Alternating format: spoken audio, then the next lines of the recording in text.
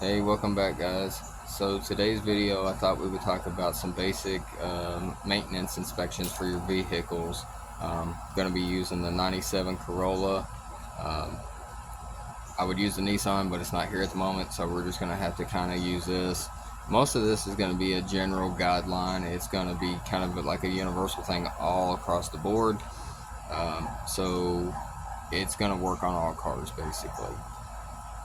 So let's get started.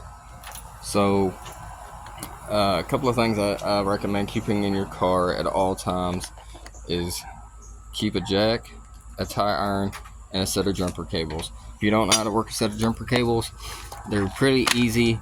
You got a black and a red.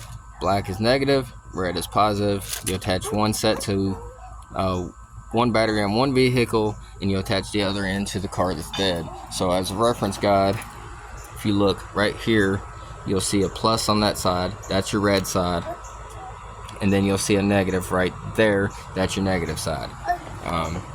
Do not get those two crossed. If you do, you will have a nice little spark show going on. You're probably going to fry your battery and probably fry the person that's giving you a jump start battery. If you don't like that and you want something a little bit more user friendly, get a jump box. Jump boxes, you charge them up, they stay charged forever until you use them. They have them from large sizes all the way down to really small, portable, about the size of a cell phone charger that you can literally just throw in your glove box and keep there forever. So something else that you want to keep an eye on as a basic maintenance rule, you'll see here to the right there's what looks like a little stick there, and right there is another stick there. Both of these are very important.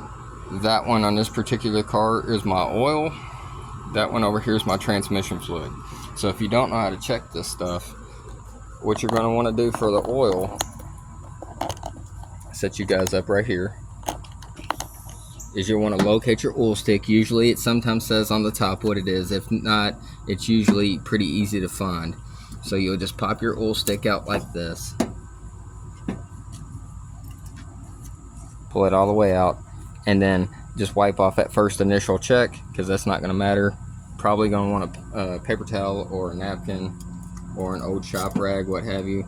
Put it back down in till it sets, or till it's fully seated. Pull it back out, check it again, and then you can be able to check your oil pressure level. So on this, if I can get this to focus, see if we can get, I'm going to wipe this off and then see if we can get her to focus a little better. Maybe if I get it out in my light. There you go. So if you notice, get my hand down here, right there is an F that indicates full, and down here is a L that indicates low. This little grid checkered pattern in the middle, knurled section, you want that to be at least the middle, if not 3/4 of the way, all the way up to the line is full. Anything beyond that is over full, and you could create some problems for yourself. Each car has a guideline on how much oil should be in them, so just check your owner's manual. If you don't, there's enough content through Google and through YouTube that you would be able to know exactly what you need. Before checking your oil, make sure you run your car for at least 30 seconds. That's long enough for everything to kind of cycle through the engine, and then you'll be able to get a proper reading on that. The next thing would be your transmission fluid. Mine just happens to be right here. If you have an automatic, and this even applies to a good chunk of new cars, they'll have a dipstick for the transmission fluid. Some newer cars do not have one whatsoever, so check your owner's manual, because those are what they call sealed transmissions. Sealed transmissions, they're almost virtually impossible to check. If you have a 4-speed or a 5-speed manual, or even a 6-speed manual, I don't have one here to show you, unfortunately, but they do not have dipsticks either. They actually have a little bolt on the side of the transmission, and it will be recessed in. You'll have to unscrew that bolt. You'll stick your finger kind of in there, and you should be able to basically touch your transmission fluid with your finger. I kind of use my finger as a reference guide. I just kind of hook my finger over the inside the hole, and it should be relatively close to the top. It works the same way as filling the gear oil on a rear end of a car. So if you can't find any reference videos for a manual transmission fluid check, just check on how to check changing or checking the fluid on rear ends, because all rear ends on cars, trucks, are all the same. They have a little hole with a little plug in the side. You unscrew the plug. That's how you do it. Something else to keep a close eye on is your radiator fluid, especially during the hotter months. During summer, everywhere is at a different temperature depending on what state you live in. One indicator you can use is your overflow bottle. Mine happens to have a full and a low indicator on them, so I know when it's full, I know when it's low. Never check this when it's hot though. So basically you just want to pop this off. When you undo this like this, it'll have a little bit of tension on it. Just press down as you're twisting, kind of like that. Pull it up, and then you can see my fluid level is right there for my transmission fluid. It will also give you an opportunity to check the condition of your cap. I know all of mine is good, especially the radiator, because me and a friend of mine, if you've seen some of my older videos, he's been in them.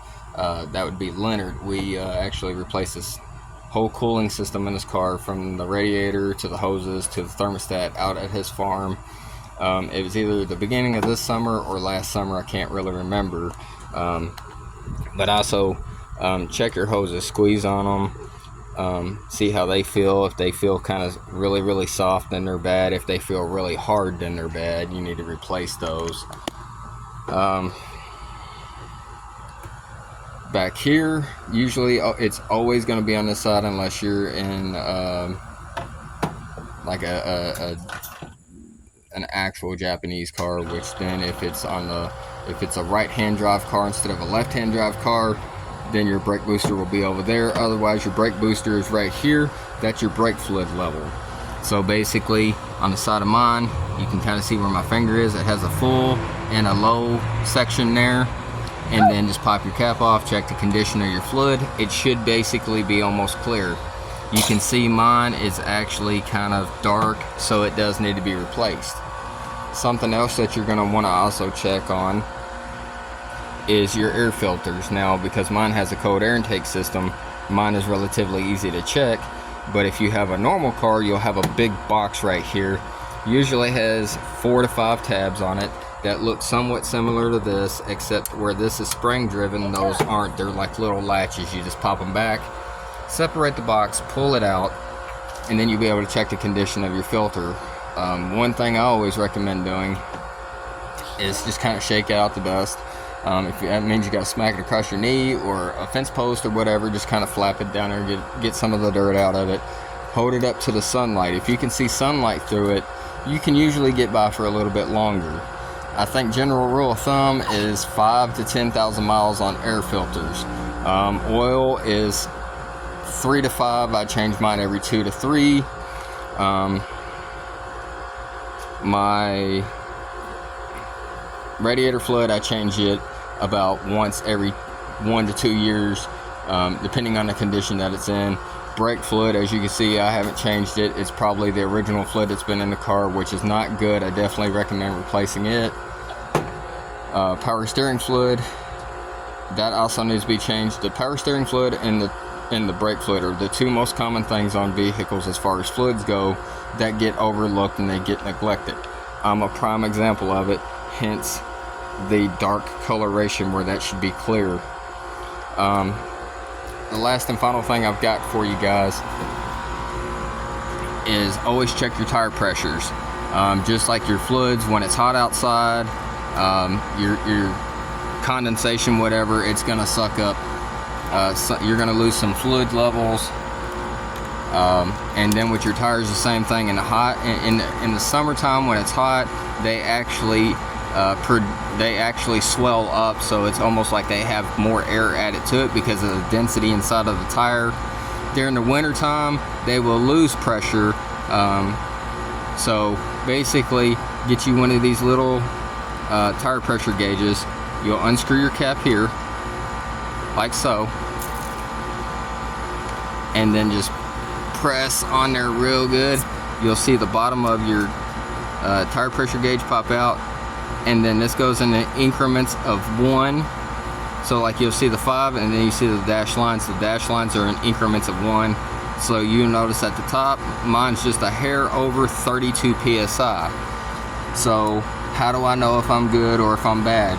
Well, one way is if you go, you'll see all this writing around the tire here, and I actually highlighted mine just for this video so you can see.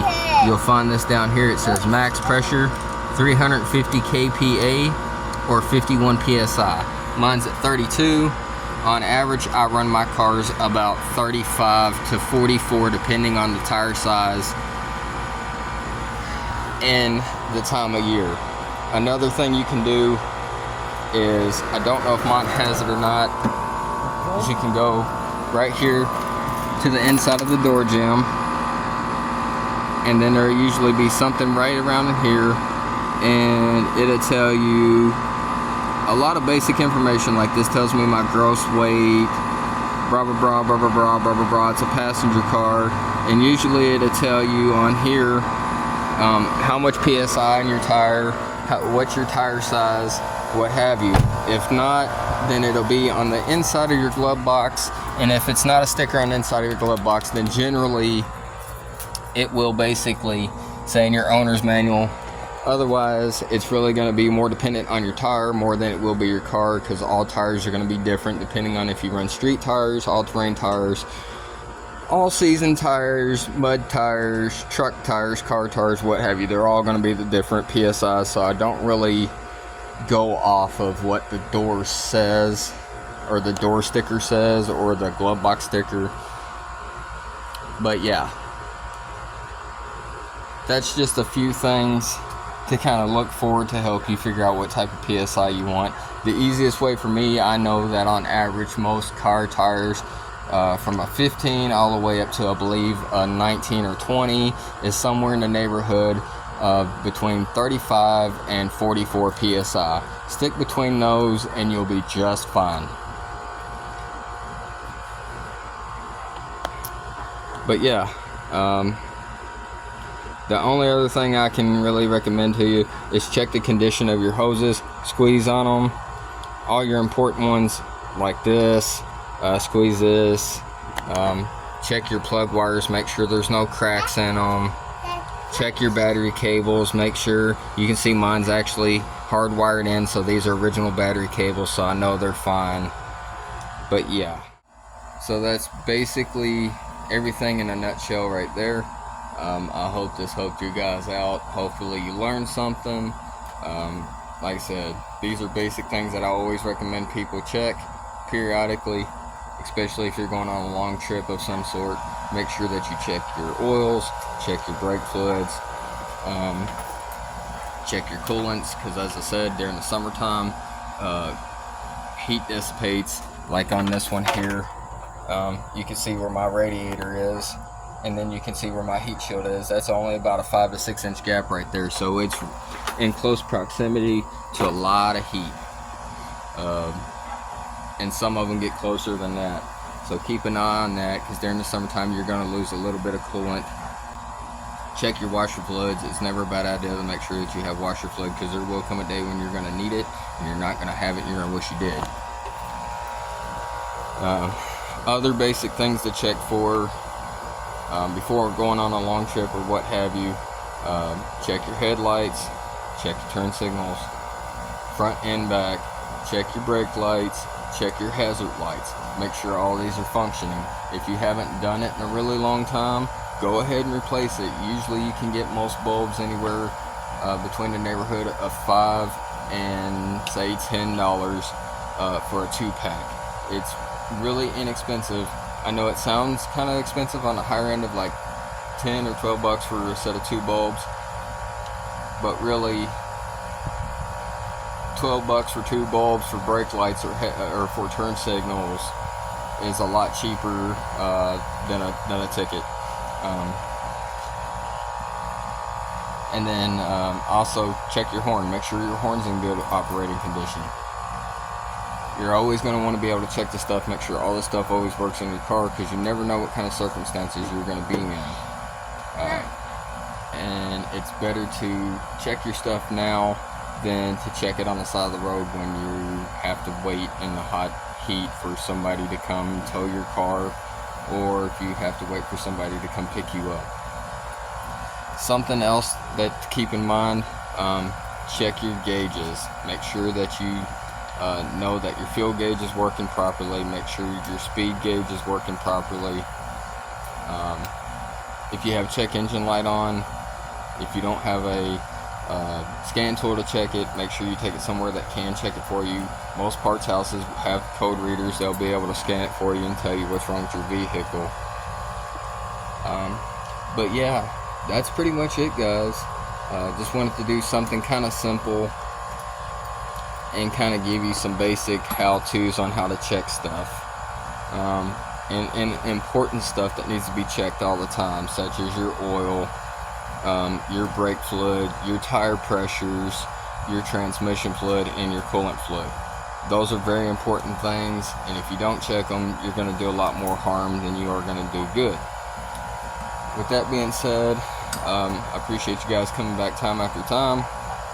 I know this was pretty short, but hopefully it's informative to somebody. I know a couple people personally that this will benefit from this video and themselves, just because not everybody knows how to check oil. Not everybody knows how to check tire pressures, so hopefully they'll learn how to do it now. For the most part, it's getting out here doing it. That's really the best way to learn. I can teach you everything I need to know, or everything that you need to know, but until you get out there and apply it, it's not going to matter, and everything I tell you is for nothing. But that's it, guys. I appreciate you guys coming back time after time. I have a lot of stuff in the works for a lot of videos coming up.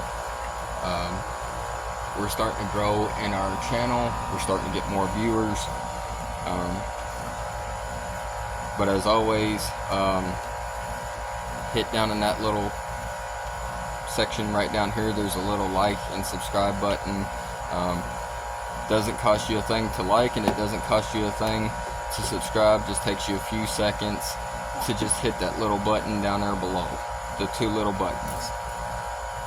But it helps me, it helps my channel grow, and it helps people that want to learn how to do this stuff or need to know how to do this stuff, find sources like me to kind of teach them how to do this stuff that they might need to know and don't know how to. I appreciate all you guys. As always, I'll see you guys next time.